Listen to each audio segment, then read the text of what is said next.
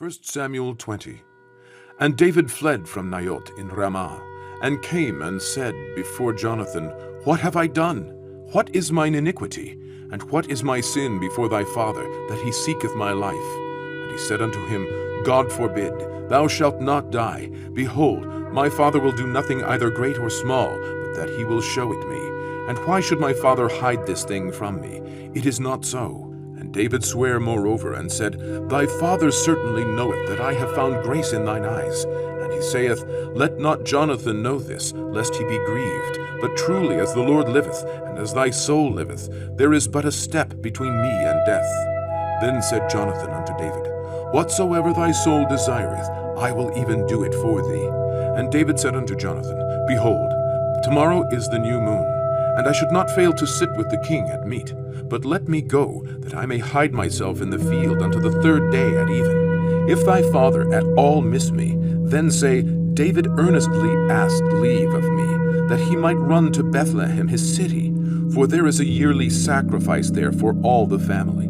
If he says thus, It is well, thy servant shall have peace. But if he be very wroth, then be sure that evil is determined by him. Therefore thou shalt deal kindly with thy servant, for thou hast brought thy servant into a covenant of the Lord with thee. Notwithstanding, if there be in me iniquity, slay me thyself. For why shouldest thou bring me to thy father? And Jonathan said, Far be it from thee. For if I knew certainly that evil were determined by my father to come upon thee, then would not I tell it thee? Then said David to Jonathan, Who shall tell me? Or what if thy father answer thee roughly? And Jonathan said unto David, Come, and let us go out into the field. And they went out both of them into the field. And Jonathan said unto David, O Lord God of Israel, when I have sounded my father about tomorrow any time, or the third day, and behold, if there be good toward David, and I then send not unto thee, and show it thee, the Lord do so, and much more to Jonathan. But if it please my father to do thee evil, then I will show it thee, and send thee away, that thou mayest go in peace. And the Lord be with thee, as he hath been with my father. And thou shalt not only while yet I live show me the kindness of the Lord, that I die not, but also thou shalt not cut off thy kindness from my house forever. No, not when the Lord hath cut off the enemies of David, every one from the face of the earth. So Jonathan made a covenant with the house of David, saying, Let the Lord even require it at the hand of David's enemies. And Jonathan caused David to swear again, because he loved him, for he loved him as he loved his own soul. Then Jonathan said to David, Tomorrow is the new moon, and thou shalt be missed, because thy seat will be empty. And when thou hast stayed 3 days, then thou shalt go down quickly, and come to the place where thou didst hide thyself when the business was in hand, and shalt remain by the stone Etzel. And I will shoot 3 arrows on the side thereof, as though I shot at a mark. And behold, I will send a lad, saying, Go, find out the arrows. If I expressly say unto the lad, Behold, the arrows are on this side of thee, take them, then come thou, for there is peace to thee, and no hurt, as the Lord liveth. But if I say thus unto the young man, Behold, the arrows are beyond thee, go thy way, for the Lord hath sent thee away. And as touching the matter which thou and I have spoken of, behold, the Lord be between thee and me forever. So David hid himself in the field, and when the new moon was come, the king sat him down to eat meat. And the king sat upon his seat, as at other times, even upon a seat by the wall. And Jonathan arose, and Abner sat by Saul's side, and David's place was empty. Nevertheless, Saul spake not anything that day, for he thought, Something hath befallen him. He is not clean. Surely he is not clean. And it came to pass on the morrow, which was the 2nd day of the month, that David's place was empty. And Saul said unto Jonathan his son, Wherefore cometh not the son of Jesse to meat, neither yesterday nor today? And Jonathan answered Saul, David earnestly asked leave of me to go to Bethlehem.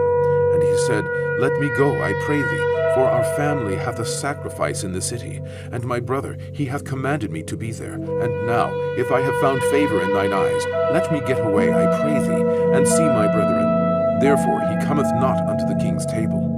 Then Saul's anger was kindled against Jonathan, and he said unto him, Thou son of the perverse rebellious woman, do not I know that thou hast chosen the son of Jesse to thine own confusion, and unto the confusion of thy mother's nakedness?